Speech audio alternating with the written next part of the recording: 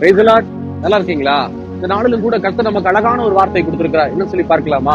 யாத்திராகமம் 20ஆம் அதிகாரம் 24ஆம் வசனம் கடைசி 3 வரியிலே சொல்லுகிறது கவனித்து பாருங்க.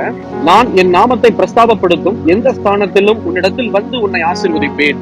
நேற்றைய இடத்துல பார்த்தோம், ஸ்தோத்திர பலியிடுகிறவன் தேவனை மயப்படுத்துகிறான். அப்படின்னா தேவனை எந்த இடத்துல இயேசுவை பிரஸ்தாபப்படுத்துகிறோமோ, எந்த இடத்துல தேவனை நாம் மயப்படுத்துகிறோமோ, எந்த இடத்துல கர்த்தருடைய நாமத்தை உயர்த்துகிறோமோ, அந்த இடத்துல வந்து ஆண்டவர் என்ன சொல்றாரு, நான் வந்து உன்னை ஆசீர்வதிப்பேன்னு சொல்லி தேவன் இடத்துல பேசுகிறார். அப்போ தானியேல் 3ஆம் அதிகாரத்தை நீங்க வாசிச்சு பாருங்க. இந்த 3 வாலிபர்கள், ராஜா சொல்லுவாரு இந்த சிலையை தான் வணங்கணும்னு, ஆனா அவங்க சொல்லுவாங்க இல்ல நாங்க வணங்க மாட்டோம், நீங்க தேவனை மட்டும்தான் வணங்குவோம்னு சொல்லும் போது அந்த ராஜா என்ன செய்வார், 3 வாலிபர்களையும் எரிகிற சூளைக்குள்ள 3 வாலிபர்களை போட்ட போது கூட ராஜா குமிஞ்சு பார்க்கும் போது 3 அல்ல 4 பேராய் பார்க்கிறார். 4வது நபர் தேவ புத்திரனுடைய சாயலா இருக்கிறாங்களேன்னு சொல்லி இந்த நெருப்பு அணைச்சு 3 வாலிபர்களை வெளியே விடும் போது பாக்குறாரு ராஜாவே, அந்த நெருப்பினுடைய மனமோ நெருப்பினுடைய தூளோ